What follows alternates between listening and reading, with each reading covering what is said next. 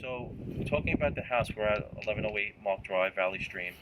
So we're doing a heat pump system here, which is a dual fuel. It's a cold climate Bosch heat pump 2.0. So the heat pump system is your primary source of heat for your heat pump. And then if the system drops down below a certain temperature, as a secondary auxiliary system, you have the existing oil-fired boiler here. These units usually work down about -4 degrees.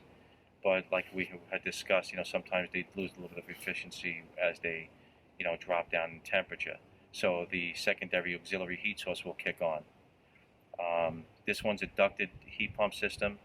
So we also have a mini split going into the basement for the basement area that he's supposedly going to be finishing soon. And that also, I think that was a Daikin system. So everything's going to work as a dual fuel setup through the one thermostat. So you'll have the single zone system in the house with the Bosch, and again, the auxiliary heat will be the oil burner that's existing.